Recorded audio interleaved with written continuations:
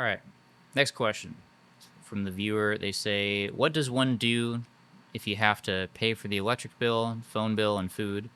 I work 18 hours a week and make $14 an hour. Why would you refuse me?"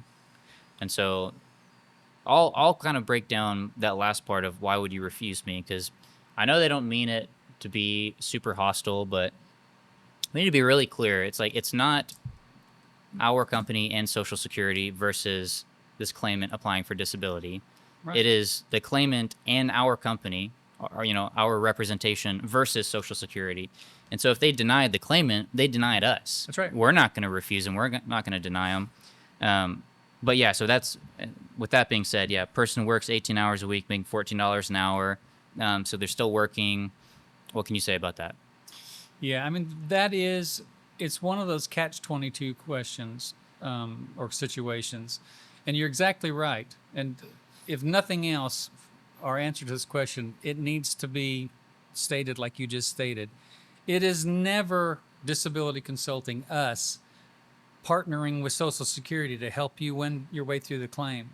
Social Security, they respect me, they interact with me, and on some occasions they hate my guts Yeah. because I'm arguing Yeah. not only that somebody's disabled, but that they were idiots to deny them in the first place.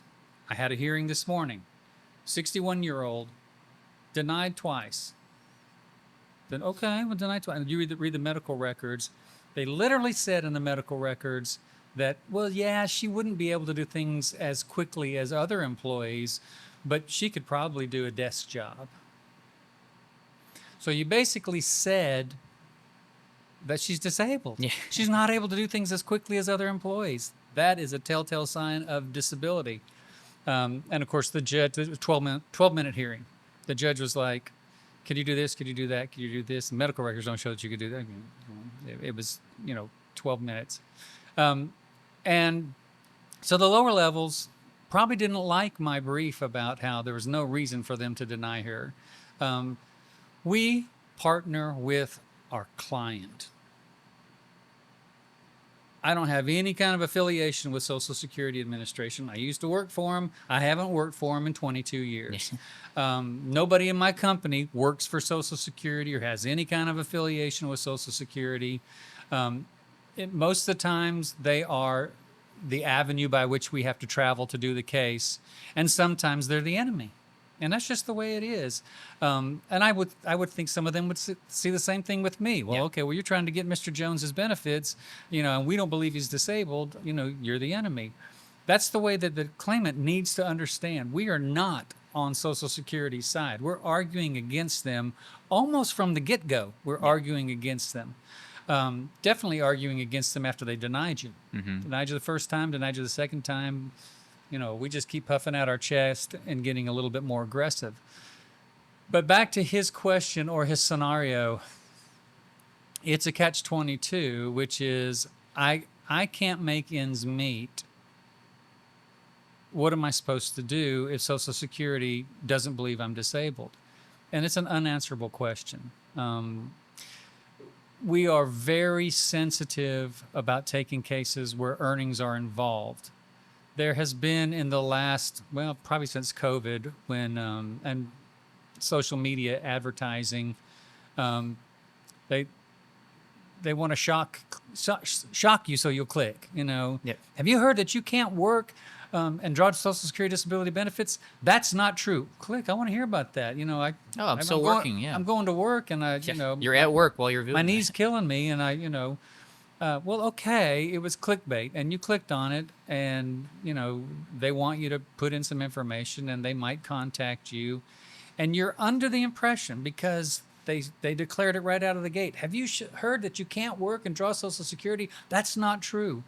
Well, it's not true, but then again, it is. Because if you're working at a certain level, and it doesn't matter if it's 18 hours, if you're making decent money, and it's just there are limits, there are thresholds, and if you're above the threshold, you're above the limit, they'll never get to looking at you in a medical way. Yeah. It'll never get there. So we are very sensitive when somebody says, well, I'm working, like this guy, 18 to 20 hours a week. Okay, that might be below the limit. But before I expend a tremendous amount of time with my company, tremendous amount of time for me, tremendous amount of money to pay all the people in my company, I want to make sure that you're not telling me sometimes I only work 18 hours. Well, last week I worked 28. And next week I'm scheduled to work 30. But, you know, 18 hours and I'll need pay stubs. And Yeah. people just really bristle at that. What do you mean you need my pay stub? I need to be able to tell Social Security what your earnings record is going to show down the road anyway. Social Security, in every single case, they run an earnings query on you. If you filed your taxes, even if you were self-employed and you filed taxes, it is going to be showing up on your earnings record, and Social Security is going to ask you about it. The amounts that you write in there, that just becomes like sworn testimony. I made $16,000 that year. Okay, and you go in and tell Social Security, oh, I only made about $10,000 that year. Well, your earnings record shows that you made $16,000.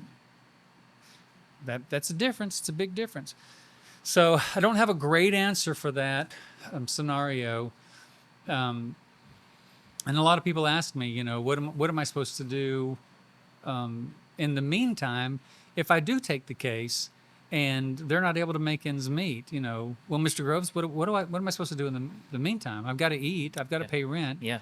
And it is a horribly, horribly hard question because I don't have a good answer. I can't really, I can tell you, there's these kinds of programs. Yeah. There's these kinds of programs. You might already be, taking advantage of some of the stuff that's out there for you.